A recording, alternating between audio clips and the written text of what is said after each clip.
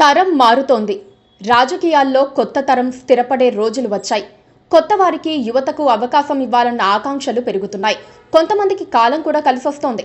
ఈ క్రమంలో టీడీపీ యువ ఎంపీకి ఒక పదవి రెడీ అవుతోంది. అమలాపురం నుంచి తొలిసారి ఎంపీగా ఎన్నికైన గంటి హరీష్ మాథుర్ తన పనితీరుతో కేంద్ర పెద్దలను, ముఖ్యమంత్రి చంద్రబాబును మెప్పిస్తున్నారని చెబుతున్నారు.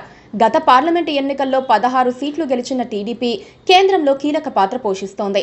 మంత్రివర్గంలో 2 పదవులను తీసుకోవడంతో పాటు కీలకమైన స్పీకర్, డిప్యూటీ స్పీకర్ పదవులను కూడా తీసుకుంటుందని ప్రచారం జరిగింది.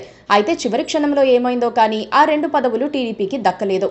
కానీ డిప్యూటీ స్పీకర్ పదవి ఇప్పటికీ ఖాళీగా ఉంది. దీంతో ఈ పదవిని టీడీపీలో ఓ యువ పార్లమెంటు సభ్యుడికి కట్టబెడతారని తాజాగా ప్రచారం జరుగుతోంది.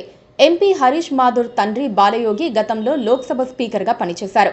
హెలికాప్టర్ ప్రమాదంలో ఆయన దురదృష్టవశాత్తు మరణించిన విషయం తెలిసిందే. స్పీకర్గా బాలయోగి 2 సార్లు పనిచేయగా ఆయన మరణానంతరం దాదాపు 23 ఏళ్లు అమలాపురం సీటు ఆ కుటుంబానికి దూరమైంది.